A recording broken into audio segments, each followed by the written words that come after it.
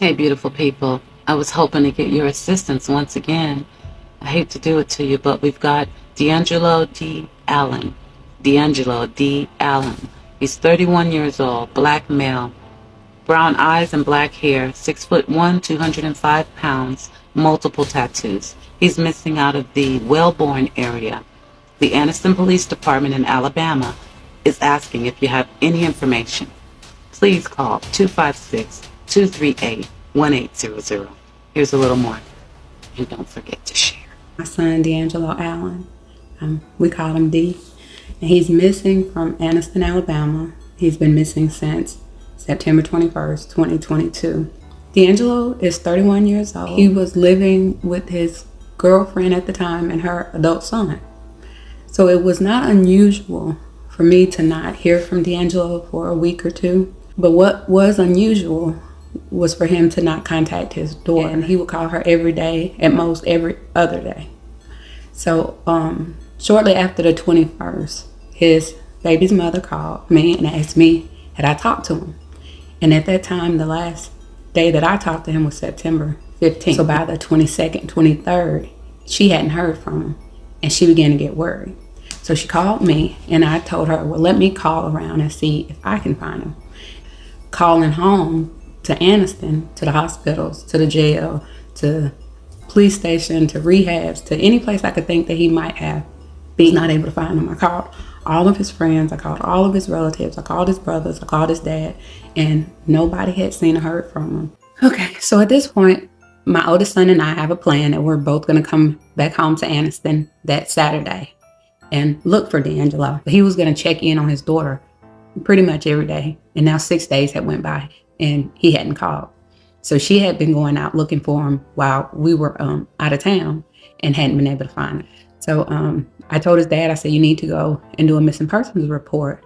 They probably are going to want you to come to the police station, and since I'm deployed and can't go there, you'll have to go and do a missing person. So he went to do a missing person. He called me and said that the police basically told him DeAngelo was an adult. He didn't have to check in with his mom and dad, that he was probably laying up with some woman. They say he might be in jail. They gave all these excuses why he wasn't missing instead of just doing a missing person. So I called him back and I told him DeAngelo has mental health issues. He's bipolar and he has paranoid schizophrenia. And I know, at least in Alabama, if an adult has mental health issues, if they're elderly, have Alzheimer's, then there's a special alert that has to be issued called a silver alert. It's like an amber alert, but instead of for children, it's for endangered adults. So I requested that they do a silver alert so that people would know that he was missing and he was endangered. The police did not do it. What they did was they put him in NCIC, the National Crime Information System, something like that, which only law enforcement officers have access to. So regular, normal people wouldn't see that he was missing or that people were looking for him, only law enforcement. If he had been arrested, if he had got pulled over and got a ticket, then it would alert that police department that, hey, people are looking for him. When I didn't get an alert about DeAngelo missing, I kept calling the police department saying, are y'all sure y'all filed the missing person? Because I haven't got any alerts to my phone. I'm checking missing person databases. He's not in there. And they kept assuring me that they had. My son and I both made it back to Anniston and started looking for him. We were able to log into his Cash App and his Facebook, so we were able to read the last messages he had. And the last messages that he had on his phone were on Facebook, and he was texting people that were inside the house where he lived. So we know that was the last place he was. He didn't leave with a phone. He didn't leave with clothes or anything. He hadn't used his Cash App since the 20th, so he wasn't using any money. I talked to the woman that he was living with at the time and was asking her questions. I asked about his phone, and she said he had dropped his phone in the toilet, and she had taken it and put it in some rice to dry it out. And I asked, where was the phone? And she said, it's still at the house in some rice. And I asked her, could I have his phone? And she said yes. And in the 20 minutes it took to get to her house to get the phone, she said somebody had stolen the phone. And she said, in fact, somebody had stolen her phone and her son's phone. So nobody had a phone. The people that he had been communicating with on Facebook, I messaged all of them. I called them and asked them when had they last seen him. And it was always around the 20th or the 21st. I screenshotted all their messages. I took pictures of their Facebook pages because half of them had deleted their old Facebook pages and made new ones after the 21st. So I take all this information to the police that Monday, and I tell them I am very concerned. I think something has happened to my son. I don't think you're going to find him alive and well, just because of the stories that we were hearing as we were looking for him.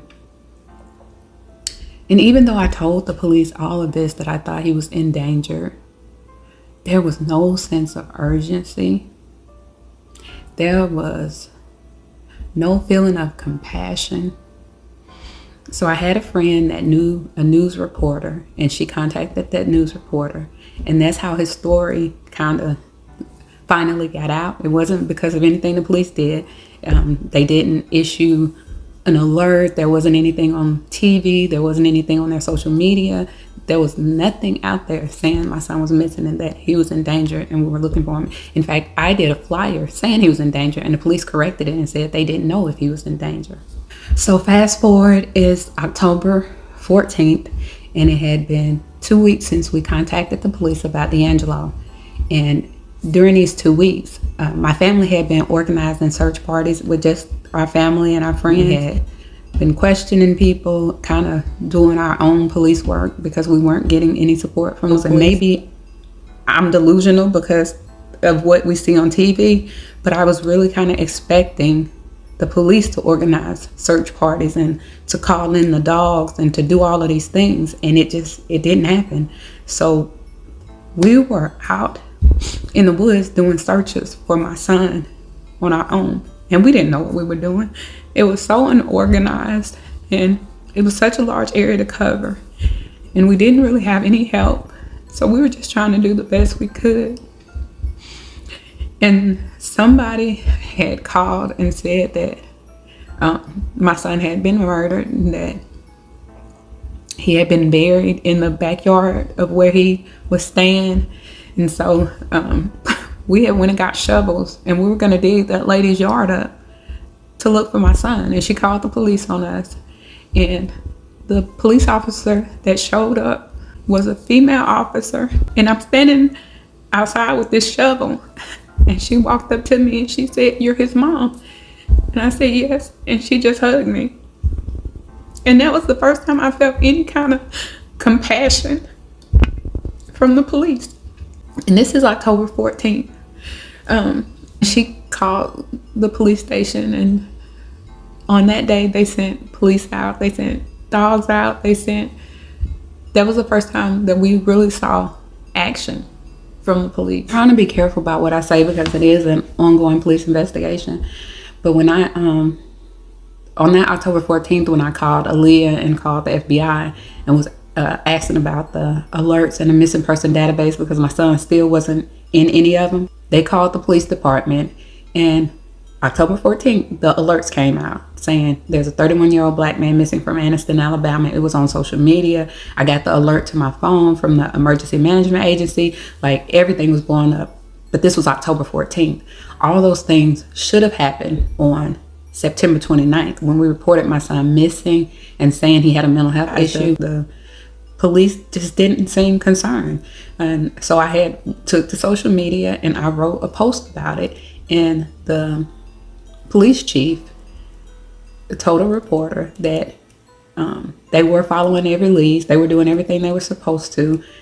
This was not a TV show, and the case was not going to be solved in an hour. I know my son didn't just walk away, but whatever condition, state he's in, I just want to find my son. I just want to bring him home. I hope that everybody listening and watching is as infuriated as I am. How hard are they really going to find this man? So I'm asking all my people, YouTube, TikTok, Facebook, please share. We need public